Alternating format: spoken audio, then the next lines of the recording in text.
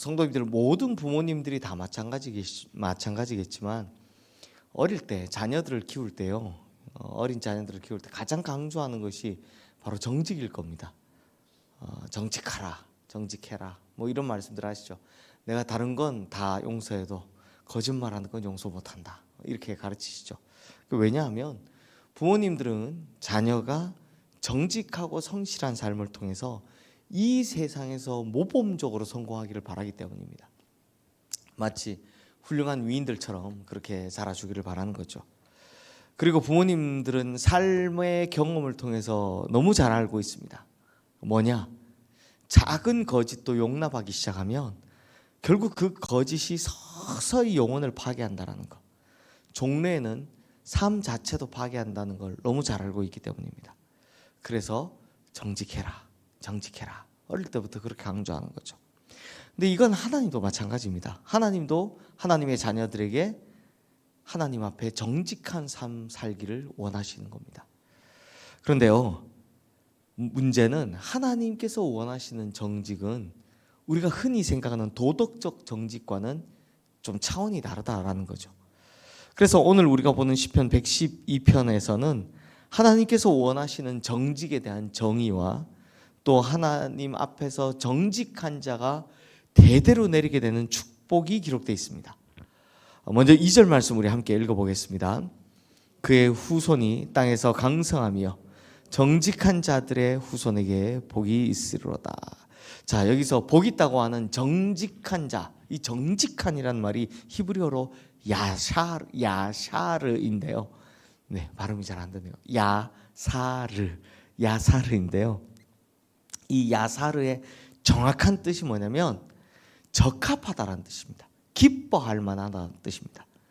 그러니까 하나님께서 원하시는 정직이 무슨 말이냐? 사람에게 기뻐하고 사람에게 적합한 것이 아니라 하나님을 기쁘시게 하고 하나님 보시기에 적합한 걸 말하는 겁니다. 그러니까 이게 무슨 말이냐면 하나님께서 말씀하시는 정직이 뭐냐? 하나님께 딱 맞는 행위를 말하는 겁니다. 하나님 보시기에 딱 맞는 행위. 그럼 좀 더 구체적으로 하나님 마음에 적합하고 하나님께서 기뻐하시는 정직이 뭔지 1절 말씀 함께 읽어보겠습니다. 할렐루야. 여호와를 경외하며 그의 계명을 크게 즐거워하는 자는 복이 있도다. 자, 이 말씀에서는 정직에 대해서 두 가지를 말씀하는데 첫 번째는 여호와를 경외하는 것이고 두 번째는 그의 계명을 크게 즐거워하고 기뻐하는 것이다 라고 합니다. 여기서 경외라는 말은요, 제가 솔직히 예배로 바꿔 읽어도 무방합니다. 즉 하나님께 우리의 마음을 다해서 예배 드리는 걸 하나님께서 정직하다라고, 이 정직이 기본이고요. 그리고 중요한 건 이거죠. 하나님 말씀을 사모하면서 즐거워하면서 그 말씀대로 살아가는 것이 바로 정직의 기본이다라는 겁니다. 정직이 뭐라고요? 하나님 말씀을 기뻐하면서 하나님 말씀대로 살아가는 것, 이게 바로 정직인 겁니다. 그러니까 보통의 정직은 다 도덕적인 수준을 말하는 거죠. 그냥 거짓말 안 하고 그냥 이 정도를 말하는 거지만 하나님께서 바라시는 정직은 뭐라고요? 절대자 앞에서 흠이 없는 것.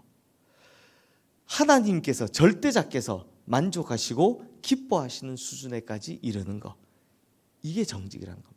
그러니까 사실 하나님이 바라시는 정직이 훨씬 더 엄격한 정직인 거죠. 그럼 이렇게 듣고 나면 마음이 좀 무거우시죠? 항상 이런 이야기를 듣고 나면 마음이 무거우실 겁니다.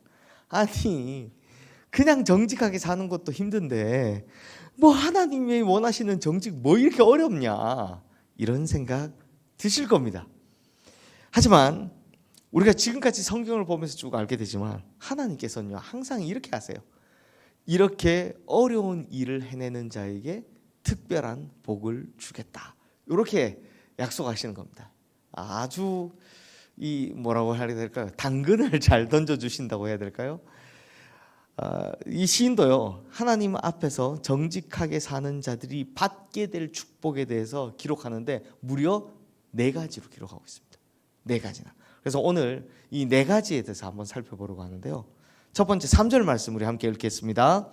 부와 재물이 그의 집에 있으며 그의 공의가 영구히 서 있으리로다.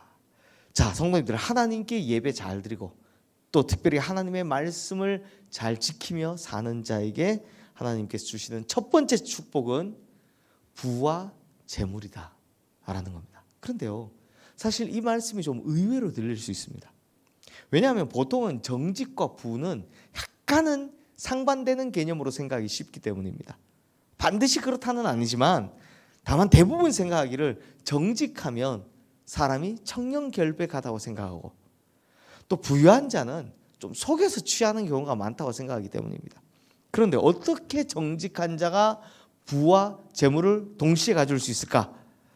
답은 하나입니다. 하나님의 약속이기 때문입니다.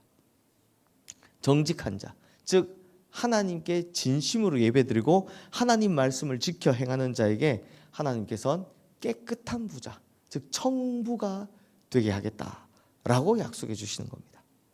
이것은 하나님께서 분명히 약속한 것이므로 하나님의 약속은 1.1획 틀리는 법이 없습니다. 그러므로 성도님들, 예배에 신실하고 하나님의 말씀을 지키는 자들, 곧 하나님 앞에 정직한 자가 되어서 이런 복을 대대손손 누리게 되시기를 주님의 이름으로 축원합니다. 이어서 하나님께서 정직한 자에게 약속하시는 두 번째 복은 4절 말씀에 있습니다. 우리 함께 읽겠습니다.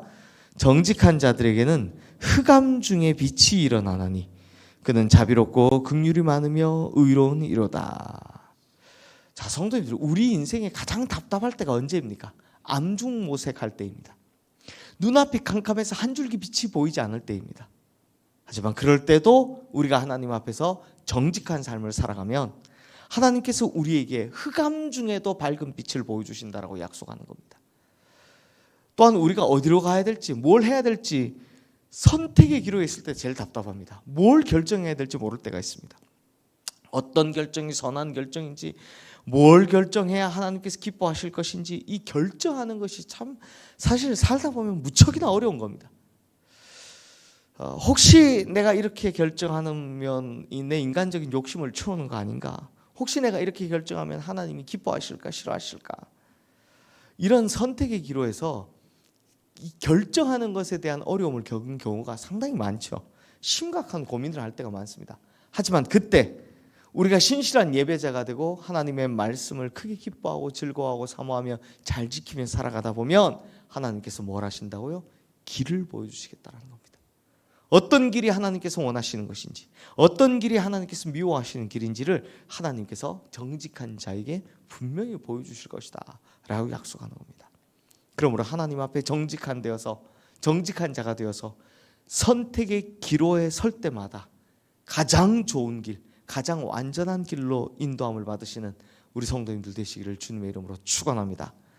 그래야 그 길 끝에 우리 주님께서 딱 서 계셔서 두 팔 벌려 우리 성도님들을 맞아주실 줄로 믿습니다. 그리고 이번에는 정직한 자가 누리게 되는 세 번째 복입니다. 7절 말씀 함께 읽겠습니다. 그는 흉한 소문을 두려워하지 아니하며 여호와를 의뢰하고 그의 마음을 굳게 정하였도다.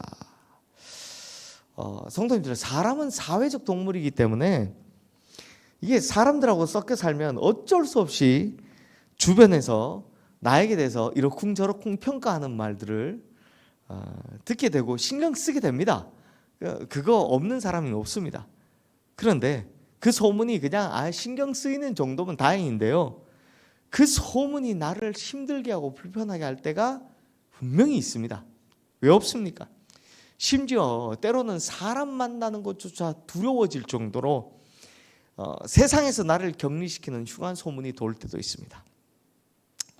그때마다 그렇지 않다라고 항변하고 싶지만 항변하는 것도 한계가 있습니다.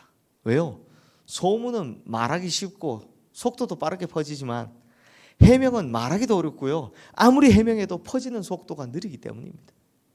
하지만 성도님들, 시편 112편은 흉한 소문을 이길 수 있는 힘이 바로 하나님 앞에 정직이다 라고 이야기합니다. 즉 내가 하나님 앞에서 정직하면 사람들이 어떤 말을 하든지 절대 휘둘리지 않고 굳은 신앙생활을, 굳은 심지를 가지고 신앙생활을 할 수 있다고 합니다. 왜요? 무엇보다 하나님 앞에서 내가 떳떳하니까요. 이런 축복이 우리 성도님들에게 있게 되기를 축원합니다. 이제 정직한 자가 누리게 되는 네 번째 복입니다. 마지막 복입니다. 우리 9절 말씀 함께 읽겠습니다.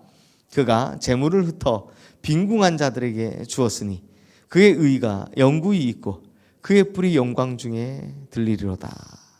자, 성도님들, 첫 번째 복이 뭐였습니까? 부와 재물이 그의 집에 가득하다였죠. 이거 이야기할 때 저도 사실 이 정직한 자에게 이런 축복을 이런 생각을 살짝 했었는데요. 이 9절에 있더라고요. 성도님들, 정직한 자는 부와 재물을 절대 혼자 누리지 않습니다. 부와 재물을 흩어서 빈궁한 이웃들에게 나눠주는 겁니다. 왜요? 하나님 앞에서 정직한 사람은 하나님 말씀대로 살기 때문입니다. 하나님 말씀이 그 심장 속에서 살아 숨쉬고 있기 때문에 어떻게 나 혼자 부와 재물을 다 누릴 수 있겠습니까? 또한 그의 마음에 하나님 마음이 있기 때문에 하나님과 같은 긍휼함으로 어려움과 고통을 겪는 자들을 보면 가만히 있을 수 없기 때문입니다. 그러니 이런 사람은 하나님께서 더 큰 부와 재물을 또 주실 수밖에 없습니다. 왜요? 아니 줬더니 하나님 뜻대로 잘 사용하네? 아니 그럼 더 줘야지 라는 하나님의 마음이 반영되기 때문입니다. 그러므로 우리 성도님들, 야샤르, 정직이죠. 하나님이 예배를 사모하고 하나님의 말씀대로 살아가는 정직한 자들이 다 되셔서 첫 번째, 부와 재물이 넘치고 또한 그 부와 재물을 어려운 이웃들과 나누고 그래서 더 큰 부와 재물을 받게 되는, 그리고 선택의 기로에마다 하나님께서 보여주시는 가장 올바르고 가장 좋은 길로 인도함을 받는, 그리고 삶의 어떠한 어려움 속에서도 꿋꿋하게 이겨나가는 약속된 축복을 다 받아 누리시는 우리 성도님들 되시기를 주님의 이름으로 축원합니다. 이 시간 오늘 주신 말씀 기억하며 함께 기도하겠습니다.